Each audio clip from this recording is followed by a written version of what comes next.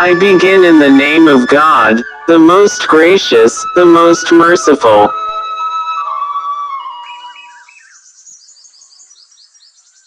31वीं पुतली, जिसका नाम कौशल्या था, ने अपनी कथा इस प्रकार कही। राजा विक्रमादित्य वृद्ध हो गए थे तथा अपने योगबल से उन्होंने ये भी जान लिया कि उनका अंत अब काफी निकट है। वे राजकाज और धर्म कार्य दोनों में अपने को लगाए रखते थे। उन्होंने वन में भी साधना के लिए एक आवास बना रखा था। एक दिन उसी आवास में एक रात उन्हें अलौकिक प्रकाश कहीं दूर से आता मालूम पड़ा। उन्होंने गौर से देखा तो पता चला कि सारा प्रकाश सामने वाली पहाड़ियों से आ रहा है। इस प्रकाश के बीच उन्हें एक दमकता हुआ सुंदर भवन दिखाई पड़ा। उनके मन में भवन देखने की जिज्ञासा हुई और उन्होंने काली द्वारा प्रदत्त दोनों बेतालों का स्मरण किया। उनके आदेश पर बेताल उन्हें पहाड़ी पर ले आए और उनसे बोले कि वे इसके आगे नहीं जा सकते। कारण पूछने पर उन्होंने बताया कि उस भवन के चारों ओर एक योगी ने तंत्र का घेरा डाल रखा है तथा उस भवन में उसका निवास है। उन घेरों के भीतर वही प्रवेश कर सकता है जिसका पुण्य उस योगी से अधिक हो। विक्रम ने सच जानकर भवन की ओर कदम बढ़ा दिया। वे देखना चाहते थे कि उनका पुण्य उस योगी से अधिक है या नहीं। चलते चलते वे भवन के प्रवेश द्वार तक आ गए। एकाएक कहीं से चलकर एक अग्निपिंड आया और उनके पास स्थिर हो गया। उसी समय भीतर से किसी का आज्ञा भरा स्वर सुनाई पड़ा। वह अग्निपिंड सरक कर पीछे चला गया और प्रवेश द्वार साफ हो गया। विक्रम अंदर घुसे तो वही आवाज उनसे उनका परिचय पूछने लगी। उसने कहा कि सब कुछ साफ साफ बताया जाए, नहीं तो वह आने वाले को श्राप से भस्म कर देगा। विक्रम तब तक कक्ष में पहुंच चुके थे और उन्होंने देखा कि योगी उठ खड़ा हुआ। उन्होंने जब उसे बताया कि वे विक्रमादित्य हैं तो योगी ने अपने को भाग्यशाली बताया। उसने कहा कि विक्रमादित्य के दर्शन होंगे, यह आशा उसे नहीं थी। योगी ने उनका खूब आदर सत्कार किया तथा विक्रम से कुछ मांगने को बोला।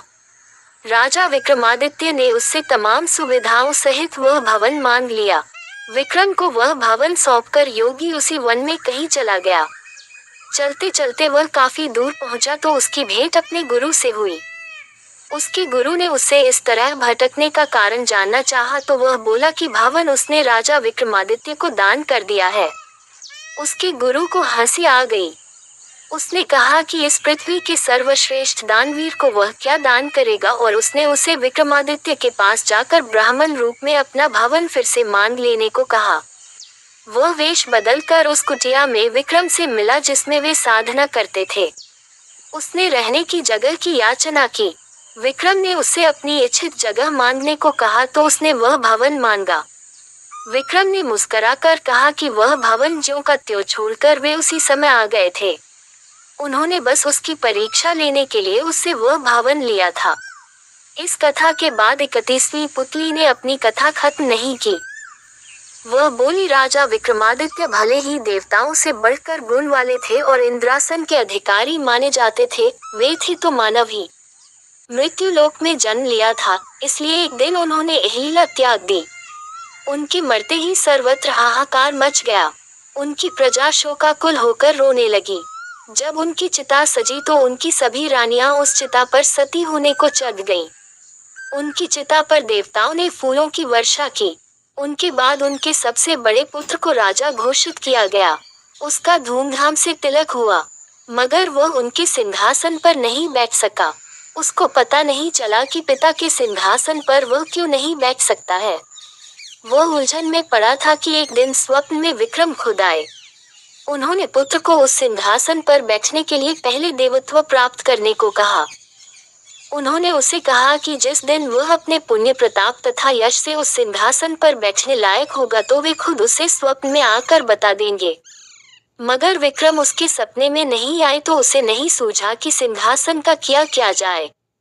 पंडितों और विद्वानों के परामर्श पर वह एक दिन पिता का स्मरण करके सोया तो विक्रम सपने में आए।